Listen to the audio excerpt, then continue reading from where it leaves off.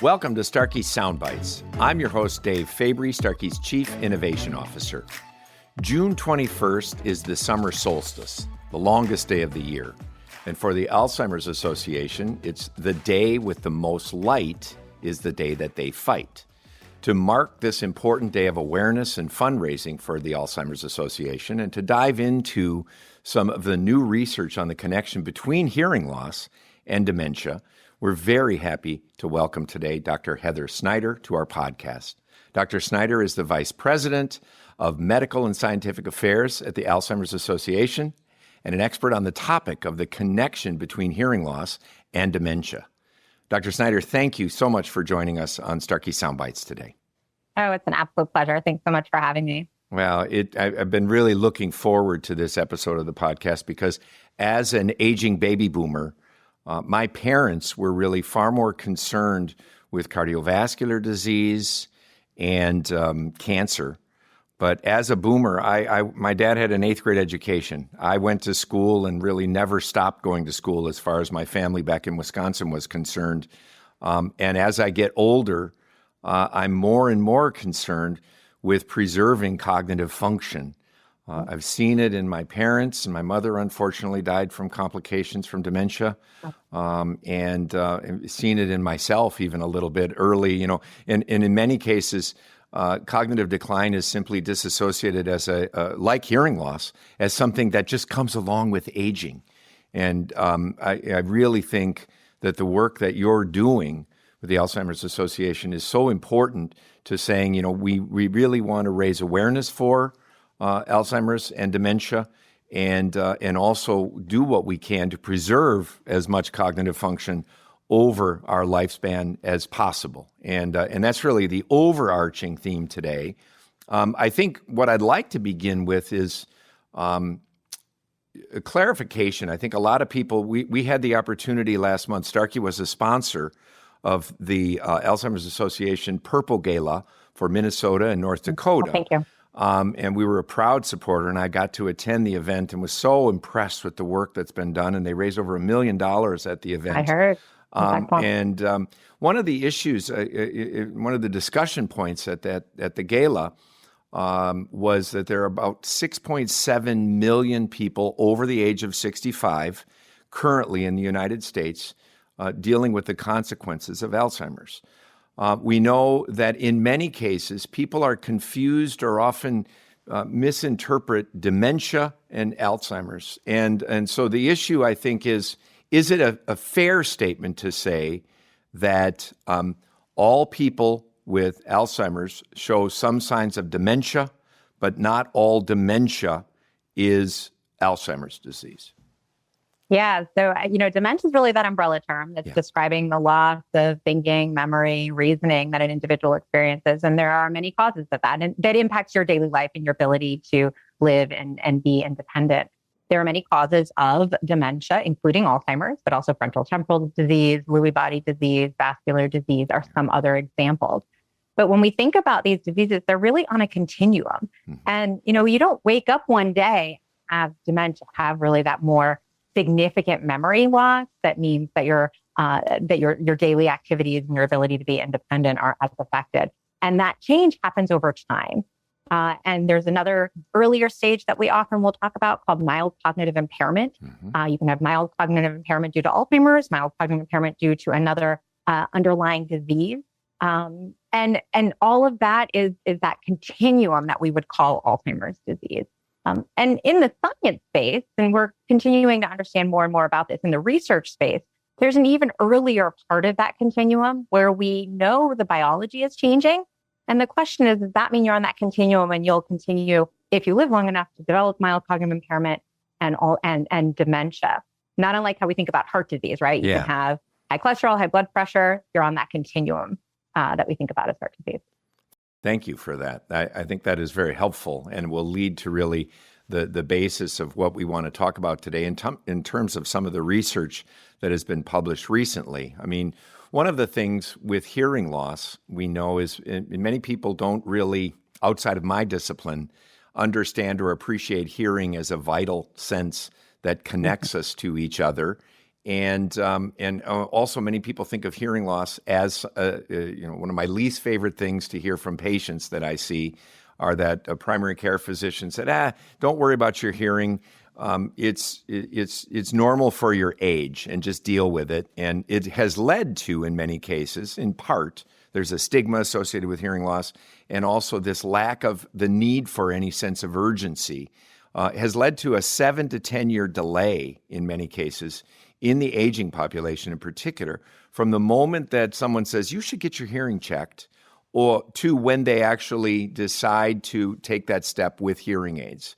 And, that delay we're seeing in many cases, and like I said, it's nothing disparaging against primary care physicians. I would never want to be in their shoes and have to deal with the array of diseases and conditions, particularly in their aging population, when you consider things like colon cancer, breast cancer, prostate cancer, that if ignored can lead to death. And in many cases, this has been a misunderstanding, misinterpretation of the comorbidity with hearing loss or the need for a sense of urgency when someone has a hearing loss.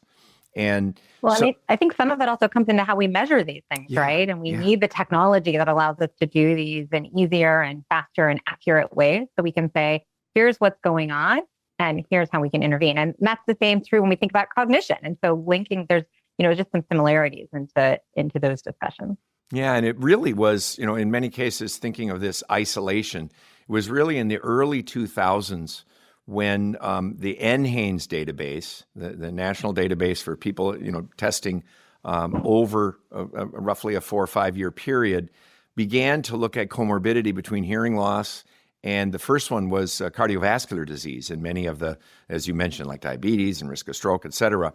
And it's really only been within the last decade, beginning with a study that had been published by Dr. Frank Lin at Johns Hopkins, that began to show a correlation between untreated hearing loss and cognitive decline, leading up to then work that the Lancet had done in 2017 and 2020. And then also, importantly, a study that was published earlier this year that looked at modifiable risk factors and looked at the comorbidities, if you will, between hearing loss and cognitive decline. Could you talk a little bit and unpack for us some of the results of that most recent study, and then maybe we can segue from there into some of these other topics? Yeah, so the studies that we've seen today have been relatively small or shorter follow-up, or it's been self-report, or it's been not as clear. There's an association, but exactly what that association means has not been quite clear. This most recent study that was published in Lancet that looked at really a large number of individuals, so it was something over 400,000 individuals that they followed over time, suggests really the strength of this association that really adds to that emerging evidence of this connection, of this potential connection.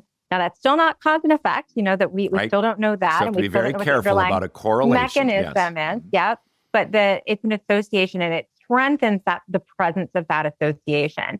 So even though hearing loss increases the risk, at least this association of risk of dementia, they did also find that when individuals reported that they used hearing-assisted devices, such as hearing aids, there was less risk. They saw less individuals that had dementia over that period of time. So that was interesting, and that actually, those that used hearing-assisted devices, the risk was very similar to those that did not report hearing loss.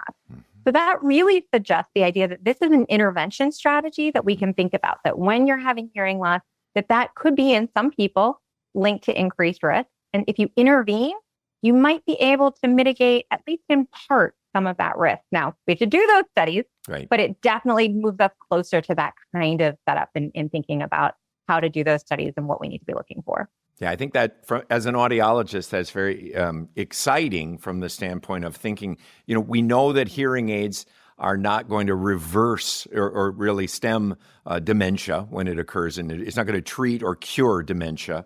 But if we can slow down those effects or move from an association to saying perhaps in the future that the sooner you intervene, the better your overall outcome will be in the long run, is very exciting, because I look for ways to address stigma, which we've seen in my discipline, the introduction of over-the-counter hearing aids in the past years as a means of improving accessibility and affordability, but still looking to shorten that delay from the time of acknowledgement of a hearing loss to doing something about it will certainly be helped if we can move with stronger studies and longitudinal studies that move from saying there's an association to perhaps being able to quantify that association stronger.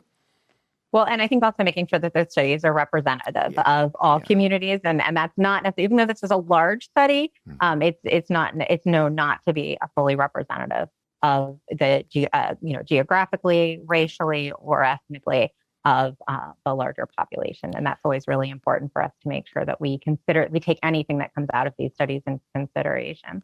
But one thing I want to hit on that you mentioned is, we think about are there things you can do to mitigate your risk? So we know, for coming back to that comparison to heart disease or a heart attack, we know that if you, for instance, manage your cholesterol, you lower your risk of a heart attack or stroke.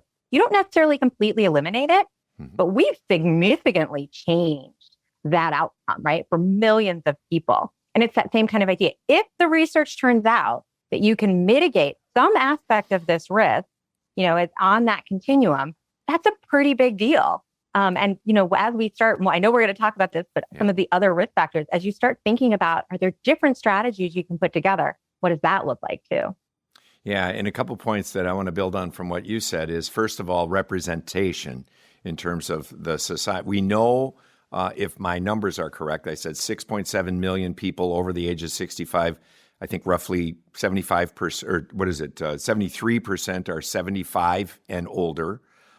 That females are impacted roughly two-thirds, to one-third male.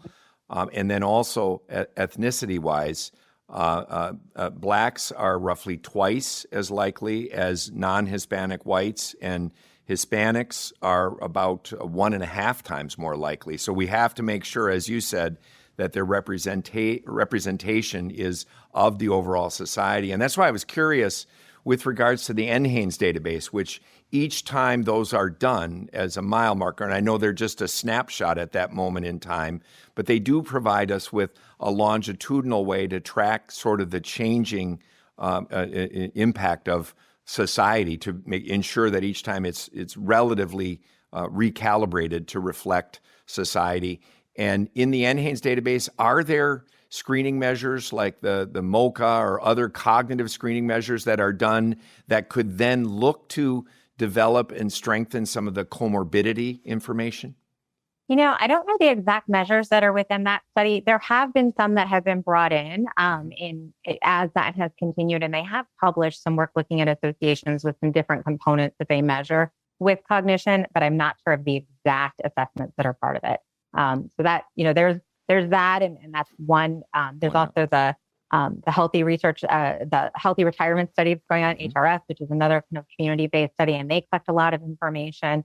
And there are some others that look at claims data more generally, right? So you look at those that are seeking medical care. So you already have a little bit of a potential bias, but those that are over the age of 65, you can look at claims data and look at individuals, for instance, that have maybe the presence or have reported of hearing loss or the use of hearing assisted devices. And then you can look at, well, what are some of the other considerations that they have? So there are some of those types of studies that are ongoing right now, but all of that kind of adds to that evidence. And really what we need to say, you have a population of individuals, we're going to intervene with this strategy that we think are at greater risk. We're going to intervene with this strategy of hearing assisted devices, follow on over time. Do we see a change in risk? Do we see a change in progression for those individuals? And that's really the kinds of studies that they're happening now, and we look forward to seeing them report out. Yeah.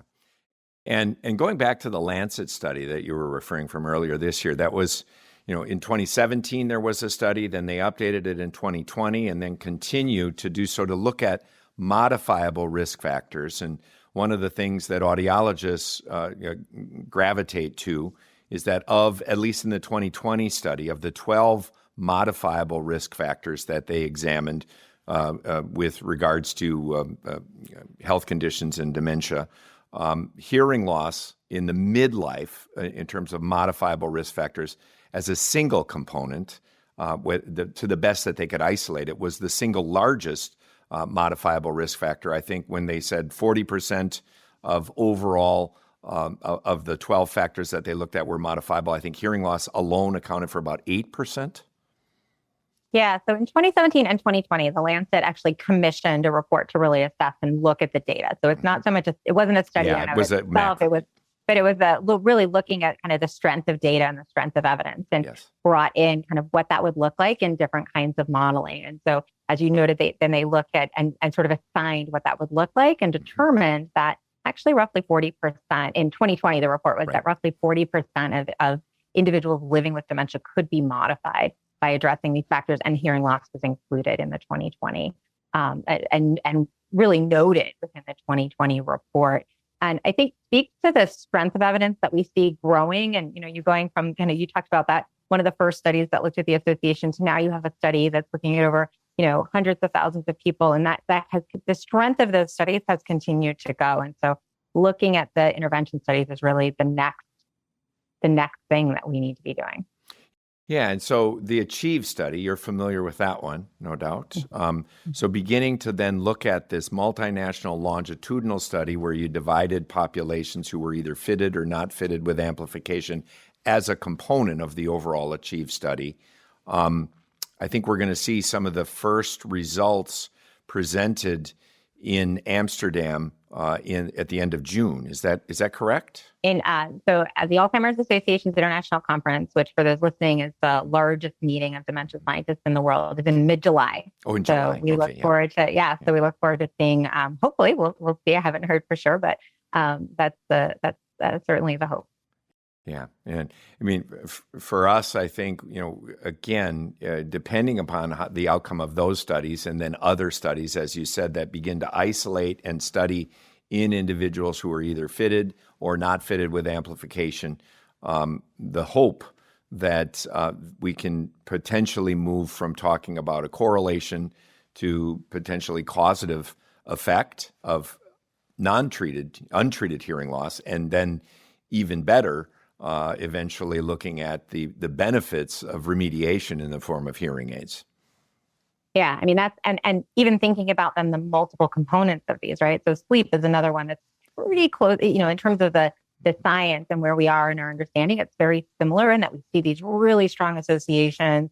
If you intervene and address the sleep disturbances that a person is experiencing, do you see an impact on that in long-term risk? And those studies are happening right now, right? So particularly if sleep apnea, if you address sleep apnea, what's the impact for those individuals? Well, can you imagine that somebody maybe having hearing loss and sleep apnea, if you address both, what then happens, right?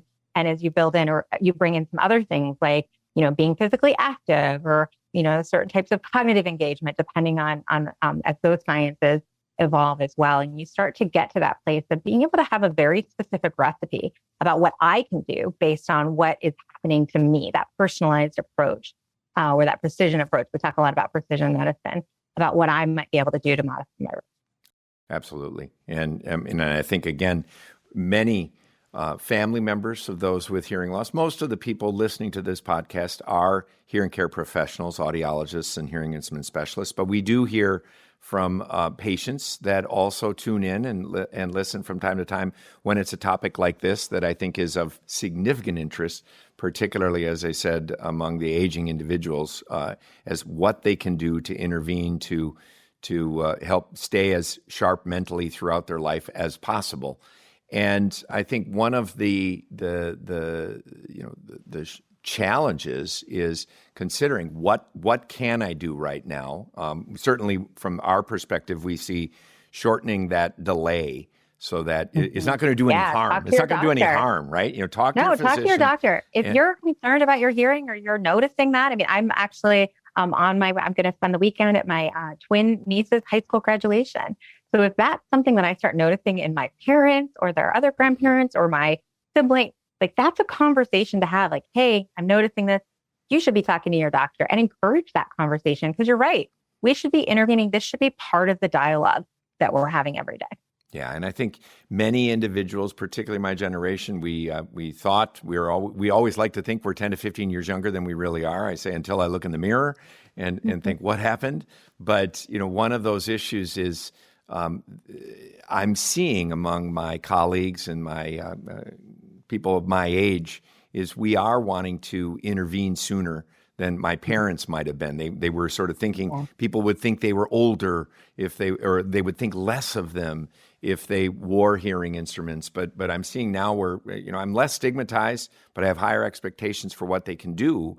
And included in that, I want to avoid that downward spiral that often occurs with untreated hearing loss, where you take vibrant individuals. You mentioned, your family members, parents, grandparents, where they're engaged, they're wanting to participate in all of these activities, and as they begin to lose auditory function, they pull back because they find that they're not enjoying the cocktail party, the event where they're meeting, the family reunion, where they're meeting people and talking about a lot of different topics in rapid succession, and not being able to follow along because they have a peripheral hearing loss and perhaps then commingling with some cognitive decline.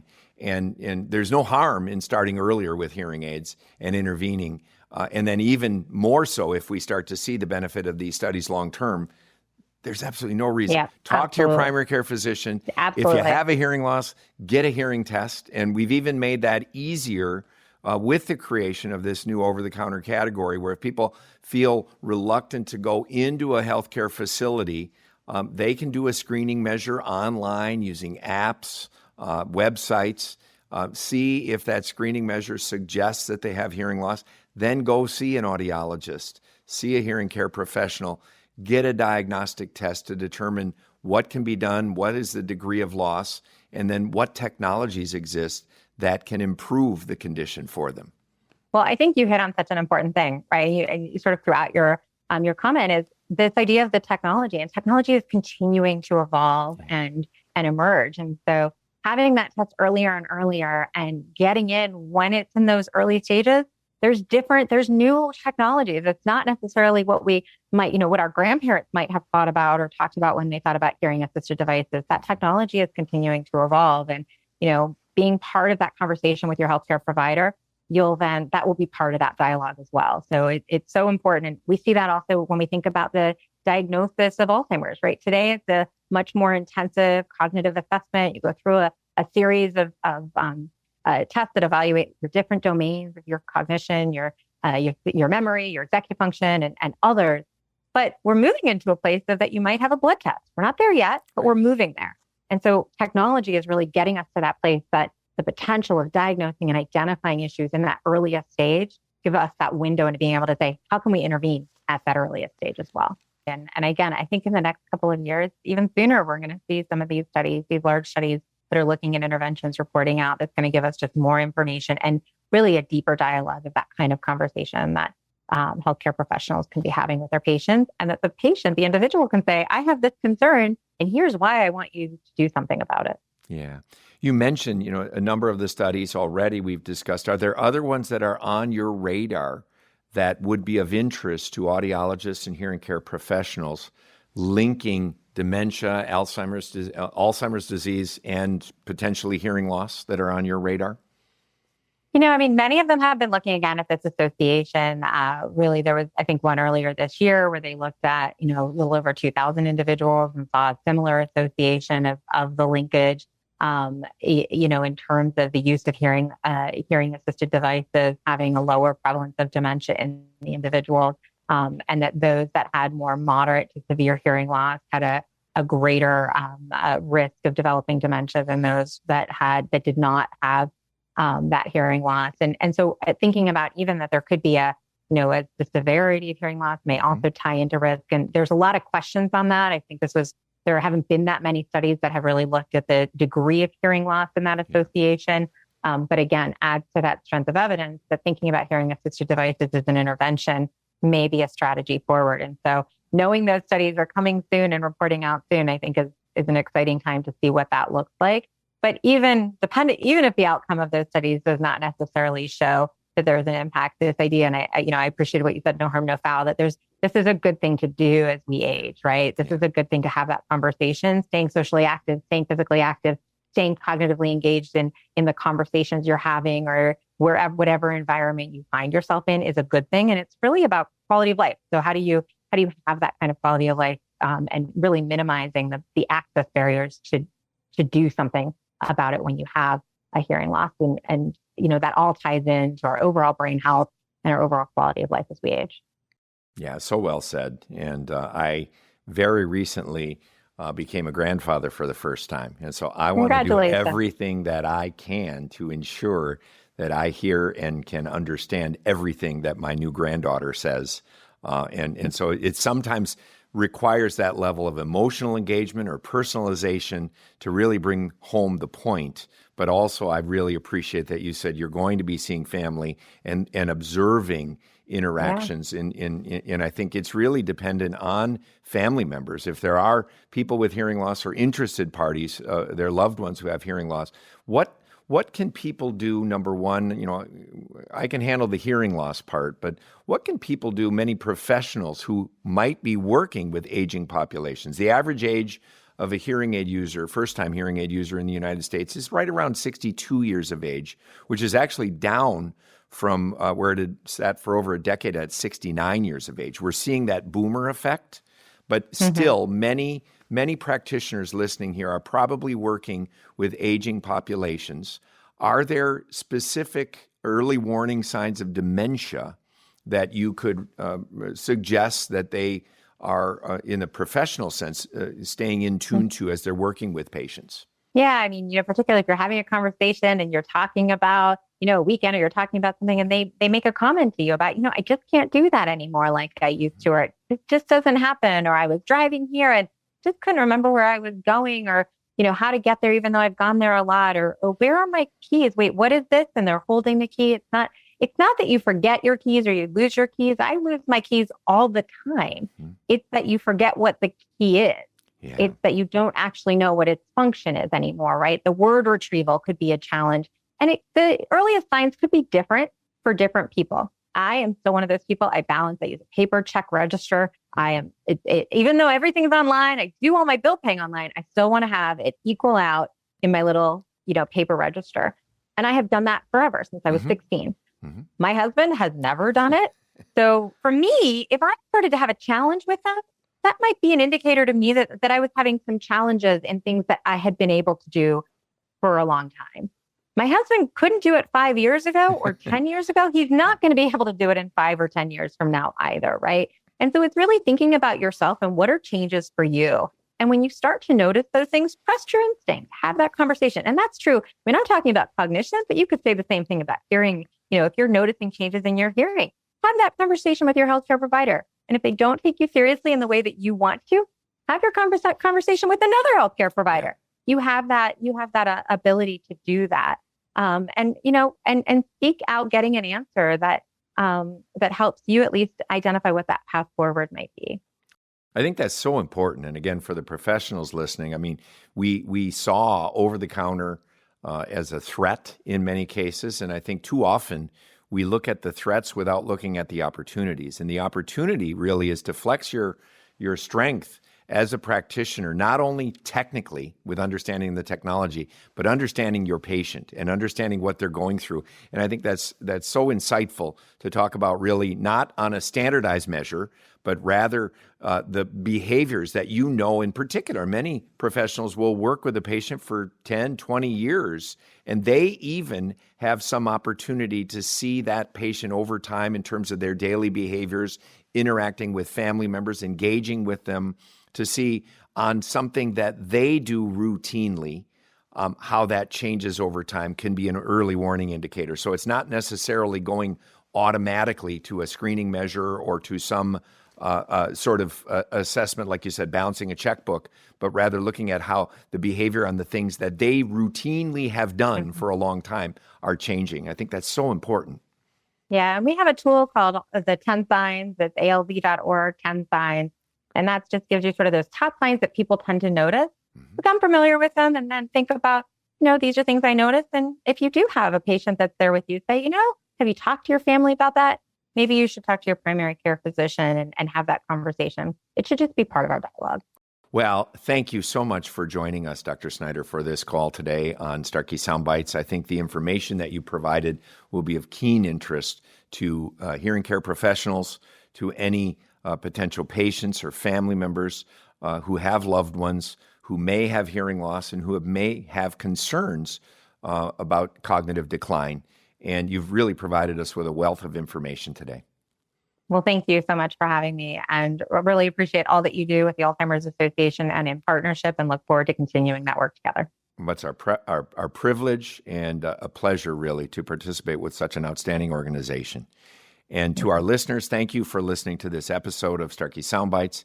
If you enjoyed this conversation, please rate and review on your favorite podcast platform, and feel free to share it with your friends, your colleagues, your networks.